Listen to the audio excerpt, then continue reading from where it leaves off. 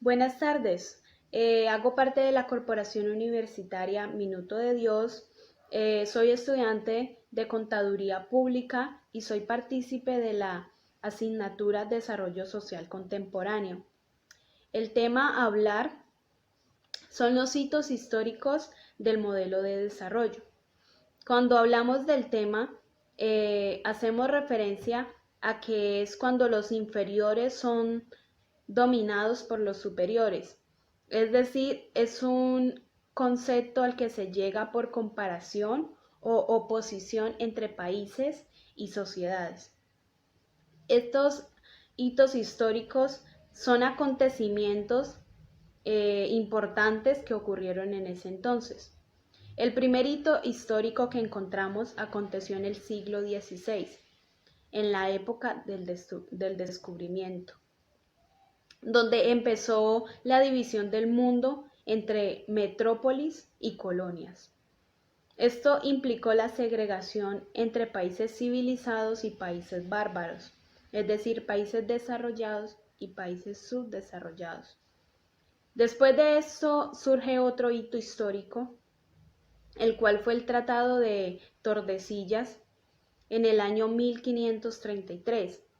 Este fue un tratado firmado entre las monarquías de España y Portugal y concedido mediante una bula del Papa Alejandro VI, en el cual se formalizó un nuevo mundo, también llamado como el periodo de la conquista y la colonia, ya que los territorios conquistados se transformaron en metrópoli, que quiere decir que tienen gran influencia política decisiva en las colonias y eran igualmente los centros religiosos, económicos, culturales y sociales en la región.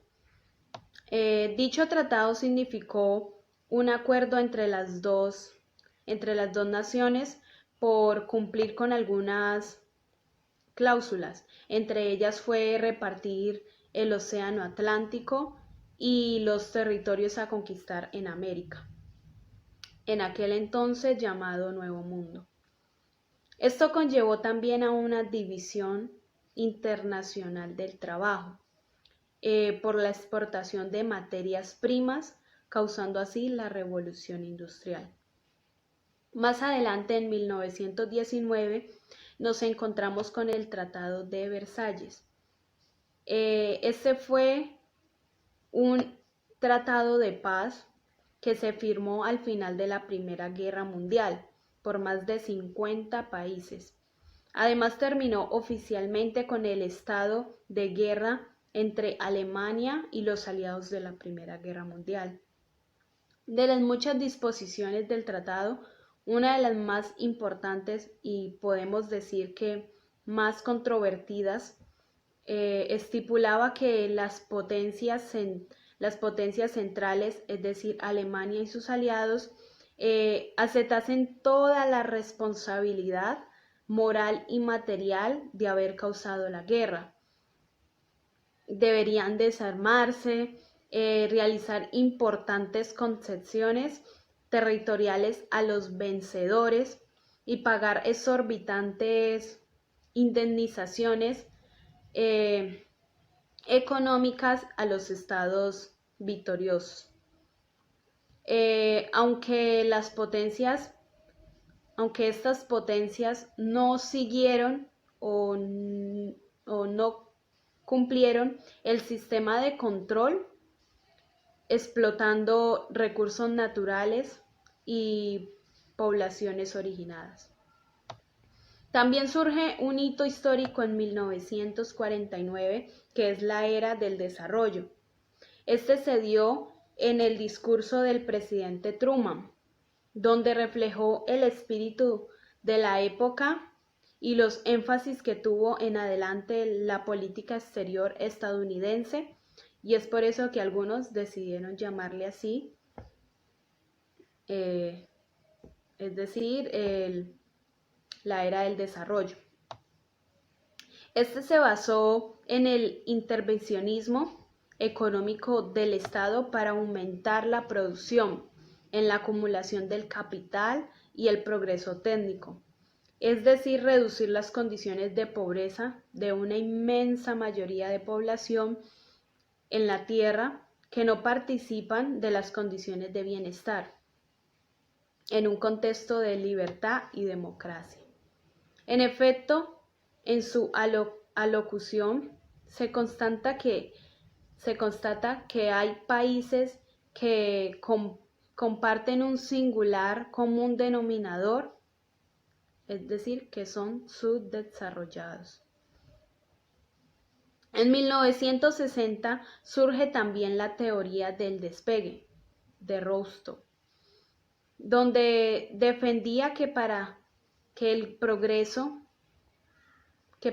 proceso de industrialización tuviera éxito, había que cumplir una serie de requisitos previos, los cuales son: primero, una alta productividad agrícola; segundo, la existencia de mercados; tercero, cierta estabilidad política que permitiera establecer una legislación favorable. Si estos tres requisitos se cumplían, el proceso se iniciaría con un periodo de despegue. El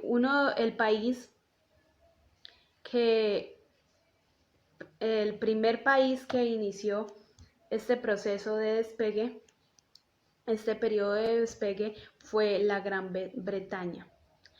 Entre el periodo de 1780 y 1800, seguida por Francia, Alemania y Estados Unidos durante el periodo del siglo XIX.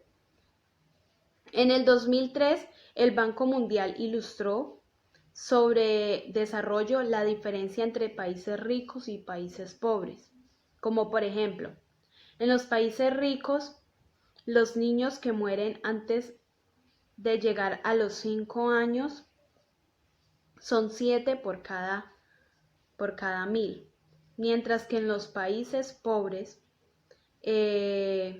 la cifra asciende a 121 por cada 1000. Asimismo es en la salud.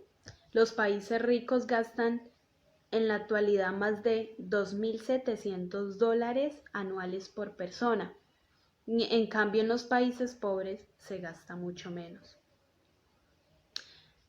Otro hito histórico que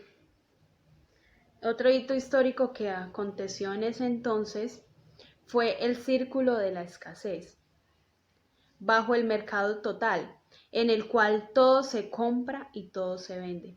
Este consiste en apropiarse de los bienes y servicios que antes eran públicos, sin dejar de mencionar que antes eran derechos de los ciudadanos, pero que pasan a ser mercancía, es decir, pasan a ser parte de bienes escasos, la cual se deben comprar para satisfacer las necesidades, como por ejemplo el agua. Como reflexiona este video y a este tema, aplicando estos hitos históricos a nuestra sociedad actual, se puede decir que se han generado una serie de cambios. Por ejemplo, la revolución industrial provocó que cantidad de personas del campo se trasladaran a las ciudades para buscar mejores oportunidades. Pero lo que esto implica es que como personas debemos dejar de pensar individualmente y pensar más en sociedad para así lograr mejores futuros, tanto como para nosotros, tanto como para las generaciones que vienen.